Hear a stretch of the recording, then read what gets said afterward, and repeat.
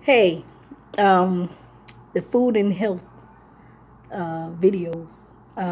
They said something about chicken, washing your chicken and causing salmonella poisoning, bacteria and stuff like that when you're washing your chicken in your sink. When you finish washing off all of your poultry, any type of poultry, fish and stuff like that, you can wash your dishes in the dishwasher, put a little bit of bleach in there, wash all your counters off with bleach and water. Or if you have some sanitizer, they do have a lot of bacteria sanitizer that kills the germs on your countertops. So you can swab. We used to do it in school all the time. Just swab the area and see if they still bacteria. Some is like you're gonna have bacteria, but it may not be like the salmonella bacteria. So the salmonella bacteria is kind of poisonous. It gives you like food poisoning and stuff, and it causes diarrhea and stuff like that. And you gotta make sure you wash your hands with some bacteria soap and clean it off your hands, because sometimes, and make sure you get under your nails, because sometimes your nails is the most dirtiest thing, you know what I'm saying? So you gotta get in between your nails and stuff like that. So you always want to use some type of bacteria soap. So if you don't get it all the way, the bacteria soap that's on the crevices of your might not be able to get it, but it's on there and it won't spread. You know what I'm saying? So I took a training in dietary, and we had to learn about food poisonings and heating temperatures of food, and we had to learn about like portion control, weighing the food, special diets and stuff like that. So I'm glad that I kind of picked it back up when I was in New Jersey. And I used to work for a food service, Seton Hall College. So being a food service and working for the hotel also, setting up and learning about the kitchens and the freezers. We had to check the freezers for temperatures, and we had to check the heating table for temperatures, because if you have like a heating table for your plates and stuff, it has to be a certain degree, because sometimes you can cook bacteria and stuff. So it had to be a certain degree heating surfaces. So that's another thing. And cleaning your dishwasher, the right water pressure and the right temperature of cleaning your dishes off. So we had to learn all that too. I worked for the hotel for many of years, being a dishwasher, and we had to check freezers, like defrost food, and temperature in your freezer, refrigeration do matter. You know what I'm saying? Because you can get fail grade for your temperatures being too cold for the meats and your temperatures being too warm for the meats. So you can lose a grade. That would be building inspection, kitchen inspection for your building.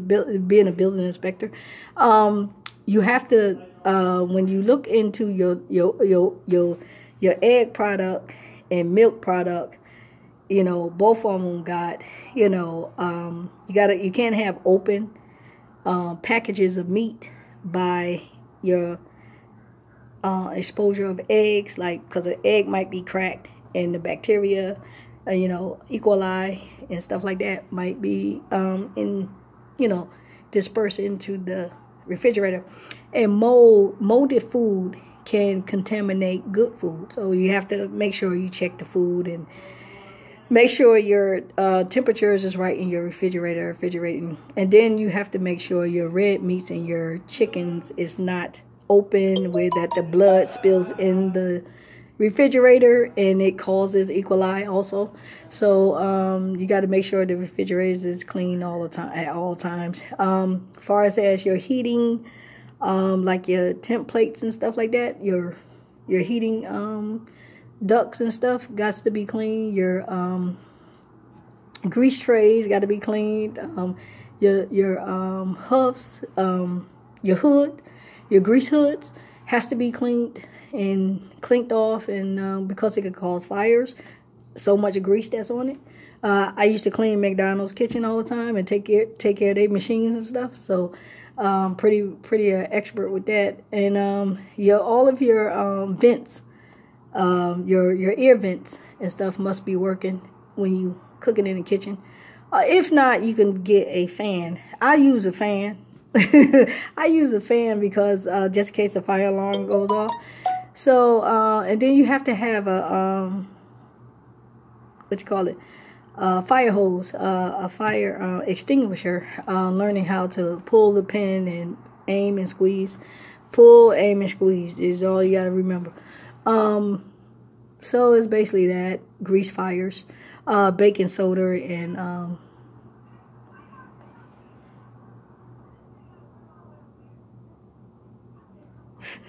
baking soda and salt. Mix those two together, and you can get rid of grease fire in your oven, stove, or whatever. Never put water on the grease fire. It just expands it. Make sure the bottom of your pots it's not greasy when you're putting it on fire. So you can try that. Kind of scrub your pots. SOS pads, and make sure that the grease is not, touching the fire. What else? Microwavable. Never put foil in microwaves, and you can cause a electrical explosion or whatever. What else? Unplug your appliances if you're not using them. Clean up your spills that's in the oven so it won't cause any type of fire or anything. And what else? I think that's basically it. Covering the do's and the don'ts in the kitchen. When rather it's a commercial kitchen or rather it's an at-home kitchen, it still applies the same. You know what I'm saying? Because you got people come in and out and want to eat and stuff like that, so you don't want to poison your guests. You don't want to poison your guests, okay? Coming home with a bellyache.